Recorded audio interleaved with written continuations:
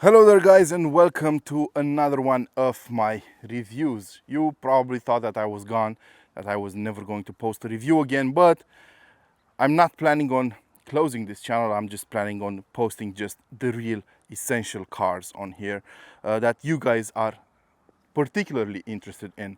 And what better car to do that with than the brand new Volkswagen Passat. This is the 9th generation Passat, and it comes to fill in some pretty big shoes because the eight generations that came before it were incredibly successful.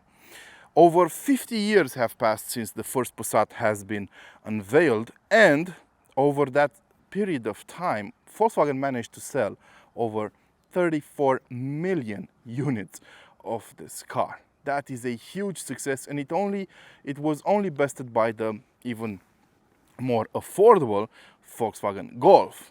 But in this process, the Passat managed to overtake the mighty popular Volkswagen Beetle, which was in production non-stop until a few years ago. And that's why probably the Passat managed to overtake it, because the Beetle is no longer in production. But still, this is a global product, and it is an incredibly popular car all around the world. And today we're going to talk about what it brings to the table, how it changed, and everything you need to know about it. And we're going to start with the exterior design. This new generation was built using the same design styling cues that you see on most of the rest of the range. And some people, admittedly so, and correctly so, do compare this car a lot to the ID.7, and they do resemble a lot. But there are some styling differences between them, and that only makes sense because the Passat was designed to be as efficient as possible, and that's the same with the ID.7. Both cars need to be as efficient as possible, and therefore they need to have a very low drag coefficient. This car improved dramatically over the last one. That's because it has a drag coefficient of 0.25, and that's considerably lower than the 0.31 the CD, the old Passat B8 variant, had. They managed to do that with a couple of very interesting tricks. For example, the hood is now a lot lower in the middle and arched towards the exterior. We have a very simple front end with those chrome bits and so on. So everything has been streamlined over the sides. And this is actually the most efficient, the car with the most efficient drag coefficient, if I can say so, in the history of the Passat variant. Variant, by the way, is the code name for this style, the Wagon, if you will, the estate version of the Passat. Now, in terms of size, this car has grown a lot. It is now 14.4 centimeters longer than the car it replaces, and out of that length, some 5 centimeters went into the wheelbase, and that's because the car is still based on the MQB platform. It's actually the MQB Evo, so some changes have been done to it. And Volkswagen says that all those 5 centimeters should be seen in terms of legroom for the second row passengers, and we're going to check that out when we get inside the car. But the rest of that length is reflected in the boot space.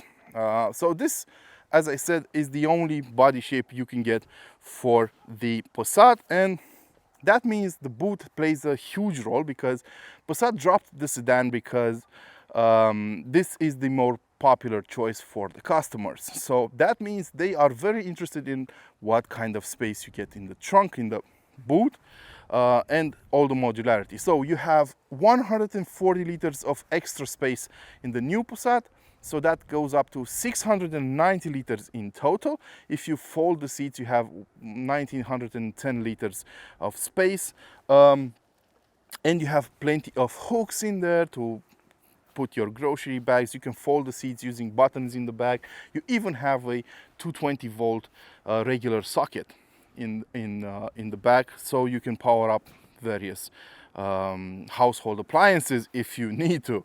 There's a full-size spare under the floor, and there's several places you can hide all kinds of stuff in the back. So yeah, quite a huge trunk overall, and I think the car looks actually pretty good. I like this mint green color. It has a different name. I'm not too bothered remembering it. But this is an optional car. It's 670 euros. On this car, we have the 17-inch wheels, but you should know that the range starts at 16, goes up to 17, 18, and optionally you can get 19-inch wheels on the R-Line versions. There are 4 equipment lines you can choose from. You have the base one, you have the business one, you have the elegance one, and you have the R line. The way you should see it is you have the base and the business models at the bottom, and then you have a split at the top. Both the elegance models and the R line models come with a lot of standard kit. They are very well equipped, but the difference is the elegance version is a lot more elegant, just like the name says, and the R line version makes the car a lot angrier and sportier looking and more aggressive. But that's about it. Now, let's hop inside. Let's check out what changed inside the cabin, and then we're gonna also talk about the fuel consumption, how it drives, the engine choices, and so on. So here we are inside the new Volkswagen Passat. So as you probably can already tell, everything changed in here compared to the old model. So we have a completely new dashboard, completely new design, completely new infotainment system, instrument cluster. Well, the instrument cluster does look a lot alike like the old one. The steering wheel is also kind of familiar. We have new door cards, new seats, everything is brand new. And I have to say, it does feel like the Passat has come into the 21st century. It has everything you could possibly think of, including lit up elements at the base of the screen over here. Something a lot of people have been complaining about ever since the first such setup came out on the ID models. Now, let's talk about the ergonomics of things. It's very easy to understand what's going on around you. So the steering wheel, thankfully, in this case, has physical buttons. It doesn't have those touch sensitive things nobody ever liked on it, so it's easy to understand and use. The instrument cluster is easy to read. It has a anti-reflective surface on it, so it doesn't need a a cover over here to make it shady. So it's easy to understand. It has nice graphics. The same goes for the infotainment system. It has a 13-inch display that comes as standard, but if you want to, you can get a 15-inch display. I think the 15-inch might be a bit too much. This is already quite big. The advantage of having a bigger screen might be that you can hit certain areas that you have to interact with easier on a bigger screen. But I think this is easy enough to use already, and it is a huge improvement compared to the old model. It has a better graphics, so it's a full HD display. It has a better menu layout, and it is a lot more responsive. And of course, it comes with Android Auto and Apple CarPlay as standard. So yeah, it works flawlessly, and it has a layout that we already kind of know from a lot of manufacturers these days. It does resemble a lot the interaction you have with a tablet. So you have menu over here with large tiles. You can adjust a number of things. I'm not going to go into details. If you want to, you can go and check it out yourself. But it's really easy to use, and the fact that you have a lit up touch bar at the bottom of the screen does say a lot about Volkswagen and the fact that they do listen to our complaints. Now, everything inside feels really well put together. Nothing squeaks, nothing jitters, nothing vibrates, and everything feels really good and very nicely put together. And the material quality is quite good as well. So we have plastic in certain areas. This interior in particular is done using synthetic leather and some kind of Alcantara. It's called Art Velcro Delure something. It's Alcantara. It's a sort of microfiber, and it actually feels good to the touch for something that is a non-animal product.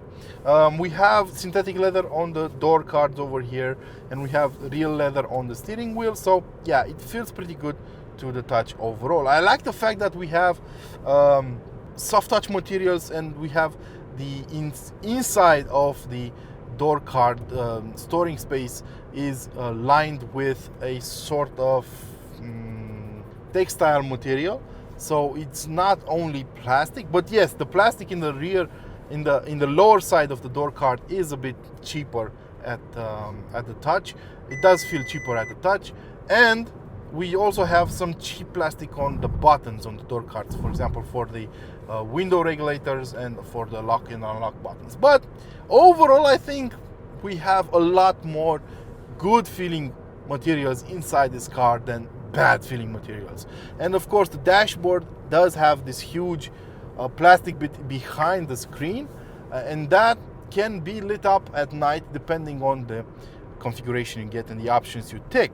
You do get ambient lighting as standard, but only in certain areas on base models. So the gear shift lever moved over here, the start button is over here. On the center console we have two USB-C charging ports. We have a wireless charging port over here, two storage spaces, two cup holders, a lot more storage inside the center armrest over here. And actually overall I think the storage spaces are more than decent. In the back you get a lot of room. As I said, the wheelbase increased by 5 centimeters, and all of that is reflected in knee room. You have ample space. People like me, over 6 foot and 250 pounds, will be sitting in the back easily. So you can sit 4 adults my size easily inside this car. Plenty of headroom as well. And yeah, you have plenty of storage spaces on the backs of the front seats. Very interestingly done. An armrest, everything you could possibly need. You have ISOFIX anchor points on the front seat and on the rear ones as well, in case you have a family and you have to carry, you know, child seats and so on. So very well thought out. The boot is also very practical, as I already said, up to 1900 liters with the rear seats folded, so plenty of room. And I also like the fact that you have incredibly good visibility from behind the wheel. So you have tall glass surfaces and you can see everything that's happening around you easily. And even though the car did grow in size quite a lot, it's quite easy to maneuver even inside busy city centers like the one I drove in yesterday. So it's easy to figure out where the car's whereabouts are, right? So let's talk about the driving experience now. What kind of engines can you get on the new Passat? So you have 2 plug-in hybrid models, you have 3 petrol models and 3 diesel models. Plenty of choices. Not all of them are readily available. Some of them will be coming later down the line, depends on the country you're in and so on. Some may never be available, but I'm going to talk about the entire lineup, and depending on the country you live in and where you're watching, you might have them or not. So in terms of petrol choices, you have a 1.5 liter mild hybrid engine, the 1.5 TSI Evo with 150 horsepower. Then you have 2 2-liter choices. All of them have 4 cylinders, by the way, in case you're worried. So you have a 204 horsepower 2-liter TSI engine and a 265 horsepower version of the same engine. So that's the top version in terms of petrol choices. The top version does get 4-motion all-wheel drive as standard. Then we have the diesel engines. It's basically one 2-liter diesel engine, but it is split in 3 different power categories. So you have a 122 horsepower unit, you have a 150 horsepower unit, and you have a 193 horsepower unit. All of them 2-liter, right? The 193 horsepower version does have 4-motion all-wheel drive as standard. All models get the DSG 7-speed gearbox as standard, and apart from the 2 top spec versions, all of them are front-wheel drive. There are 2 plug-in hybrid models available as well, and Volkswagen says that you should be able to get 100 kilometers of range out of them because you have a bigger battery, almost 20 kilowatt hours in total.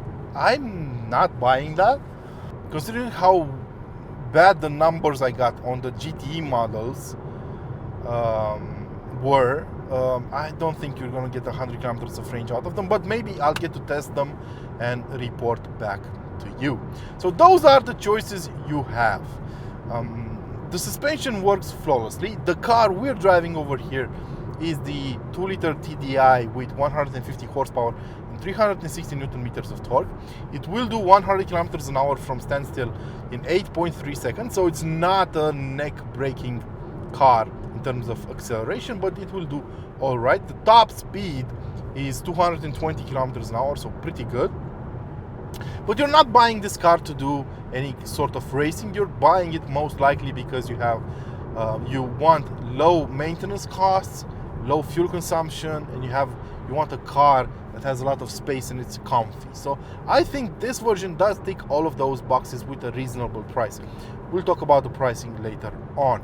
So yeah, the suspension works flawlessly. I'm told that the new Passat has the so-called DCC Pro suspension available. We don't have it on this car, which is an evolution of the former, brilliantly done otherwise, DCC adaptive suspension.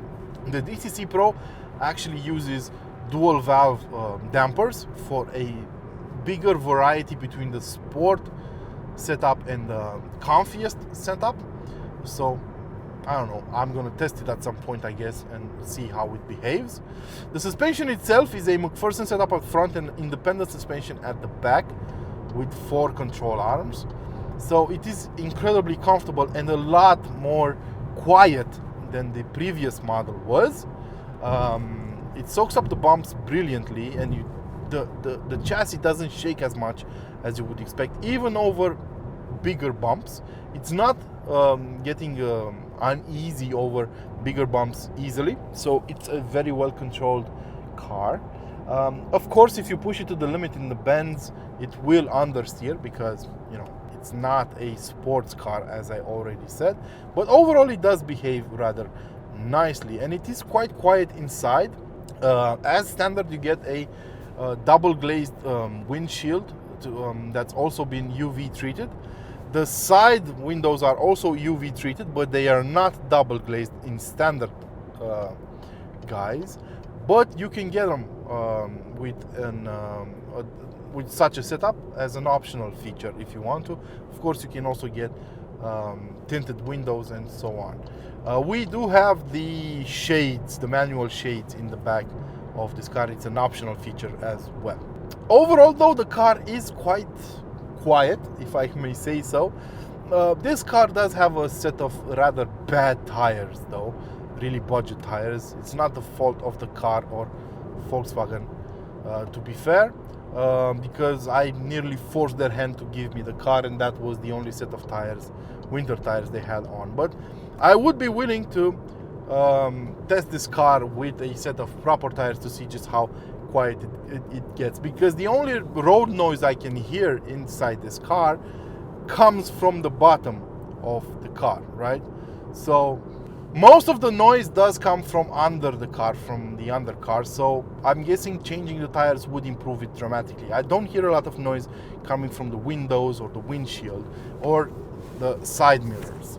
Now, a lot of people will be interested in the fuel consumption, and I did my usual test with this car. Around town, I saw fuel consumption of about 6.3 to 6.5 liters per 100 kilometers covered, which is pretty good. A fuel tank of diesel on this car would give you an estimated range, when I picked up the car, of 1,100 kilometers. So a lot, over 660 miles. On a series of B roads like the one I'm driving on right now, with speed limits between 70 and 100 kilometers an hour, I saw the fuel consumption drop to 4.8 liters per 100 kilometers covered, while on the highway that number went up to 5.3 at 130 kilometers an hour, and that's not bad at all. Most roads in Europe have a speed limit of 120. My average speed was 125, and I got 5.3 liters. So yeah, pretty impressive, pretty efficient.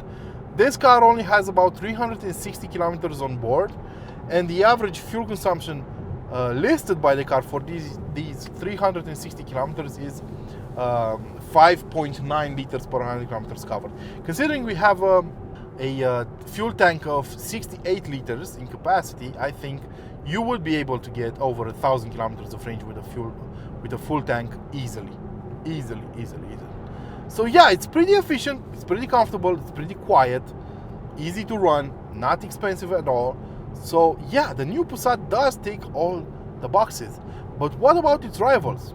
The thing is, at the end of every video I do, I talk about pricing and rivals. And in this case, I was thinking about it, and it seems like the Passat has run out of rivals, because this body shape, I mean, first of all, the sedan is dead because people preferred the estate or wagon version, not the variant.